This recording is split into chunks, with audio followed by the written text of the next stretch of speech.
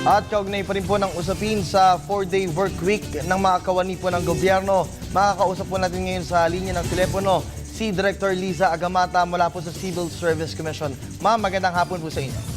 Magandang hapon sa iyo, Kirby. Apo, Director Liza, sa mga hindi pa po nakakaalam nitong kaka-aproba pa lamang po ng 4-day work week, ano po ang ibig sabihin po nito para po doon sa ngayon pa lang makakaalam nito, ma'am? Okay. So, ang Civil Service Commission po ay naglabas ng polisiya tungkol sa 4-day work week para sa mga ahensya ng Metro Manila. At ito ay hindi otomatiko sapagkat kinakailangan preparado yung mga agencies of government. Merong 4 na requirements bago sila mag-qualify. Unang-una, dapat po yung kanilang mga frontline services ay pwedeng ma-access sa online. Ikalawa naman po, dapat sila may one-stop shop.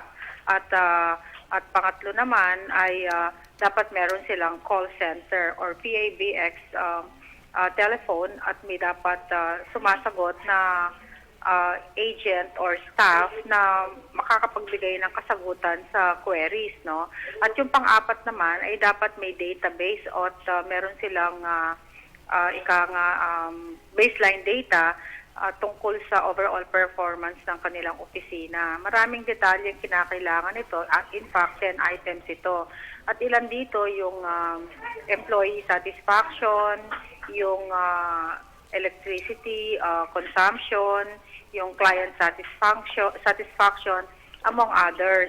Opo. At kinakailangan po na kapag sila ay naisip nila at na sila'y handa dito, sila po ay magno-notify sa anumang civil service field office o regional office ng CSC-NCR.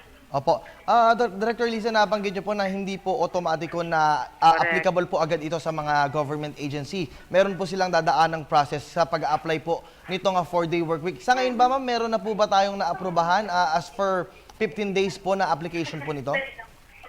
Sa oras po na ito, wala pa tayong natatanggap kasi it will take a while, a few days for government agencies to comply with the requirements. Oras na sila ay handa na, sila ay magno-notify sa CSC na sila ay handa na. Opo. At pagkatapos noon, pwede na sila magpatupad, subalit hindi nila maipapatupad ito earlier than 15 days from the date of notification sa CSC. Opo.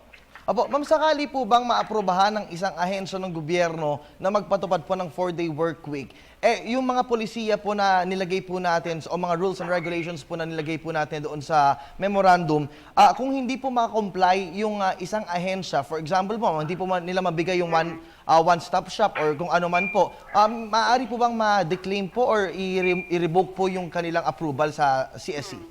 Kamukha po ng nabanggit ko kanina, notification lamang ang kailangan isubmit sa CSC. They just need to inform the CSC.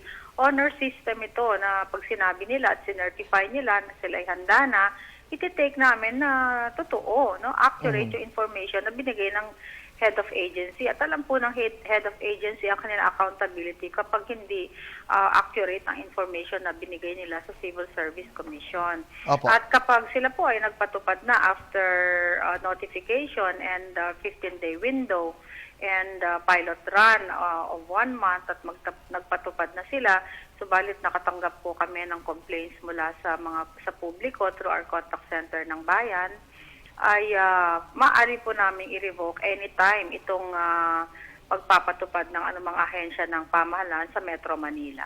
At for clarification, Director Liza, ilang oras lamang po magtatrabaho ang ating pong mga kawani ng gobyerno ngayon pong kung sakali pong maipatupad itong 4-day work week? 8 o'clock a.m. po ang simula at matatapos po ng 7 o'clock p.m. Monday to Thursday or Tuesday to Friday. Opo, so depende po, ma'am, doon sa ahensya ng gobyerno kung ano po yung pipiliin nilang araw, kung Monday to Thursday or even Tuesday to Friday po. At yung 8 a.m. to 7 p.m. na po na yun, yung lunch break po ba, ma'am, for clarifications, belong na po ba yun doon sa oras? Opo, kasama na po yun. Tuloy-tuloy na po yun.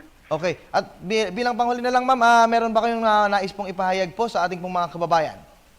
Yun po, dapat lang po malaman nila yung basic information tungkol dito. At ang pinaka-importante po ay hindi dapat maapektuhan ang service delivery. Kapag naapektuhan po yung service delivery, ibig sabihin ng mga kliyente nagrereklamo na sumama ang serbisyo publiko, immediately po ang Civil Service Commission maaari niyang i-revoke itong resolution na ito, itong polisiya na to. Basta tandaan po nating lahat, yung serbisyo publiko dapat imbes na mag-decline, lalo pang mag-improve. At kapag naapektuhan po negatively, tatanggalin po natin yung policy na yan. Okay, ma'am, panghuli na lamang po, meron pong katanungan yung aking ang mga kasama dito po sa Channel 4. Ang mga operationals po ba na katulad po ng nagtatrabaho po ng mga sa gobyerno na ganito, makakasama po ba or pwede po bang ma-acquire yung 4-day work week, ma'am? Depende po yan sa head of agency. Depende sa mandato, depende sa operations. At kaya po yung authority ay binigay na namin sa head of agency upang sa ganon lalo nilang most effectively na mapatupad yung policy. At ma'am, sakali po magkaroon ng mga updates, maaari niyo po kaming matawagan para po mabigay po natin sa ating pong mga kababayan kung ano na po yung nangyari dito po sa issue na to. Maraming salamat po sa oras at sa panahon po ninyo. That was Civil Service Commission Director Liza Agamat.